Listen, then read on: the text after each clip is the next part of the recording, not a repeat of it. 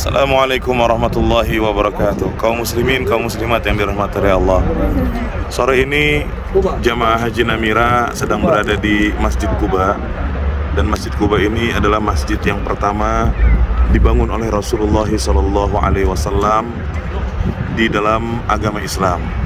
Ketika Rasulullah SAW berhijrah ke kota Madinah, beliau singgah dulu di area Quba ini. Kemudian kegiatan pertama yang dilakukan oleh Rasulullah adalah membangun masjid. Oleh karena itu membangun masjid memiliki keutamaan yang sangat besar.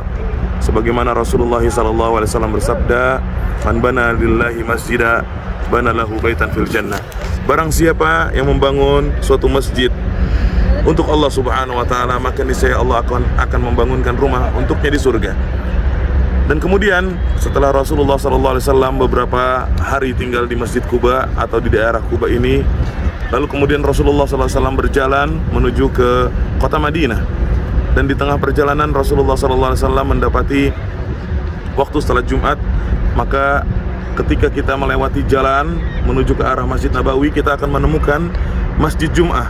Disitulah Rasulullah SAW membangun masjid untuk mengerjakan sholat Jumat pertama di dalam Islam. Rasulullah SAW berjalan menuju ke Masjid Nabawi, dan kemudian Rasulullah SAW bersama ontanya berhenti di sebuah tanah milik Abu Ayyub, dan kemudian Rasulullah SAW membeli tanah tersebut untuk membangun Masjid An-Nabawi yang sekarang.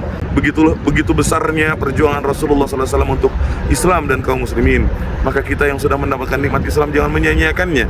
Hendaknya kita menjaga Islam kita sampai mati.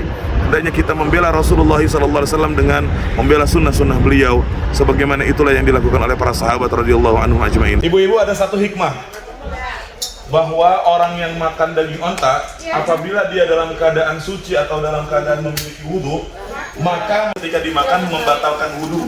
Saya yang nanya kenapa memakan onta itu membatalkan wudhu, alasannya nggak tahu, karena Rasulullah tidak menjelaskan.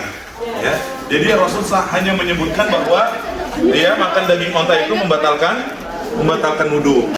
Mudah-mudahan yang belum pernah makan onta dikasih kesempatan makan onta, tapi berangkatnya pakai Namira. Alhamdulillah. Assalamualaikum warahmatullahi wabarakatuh.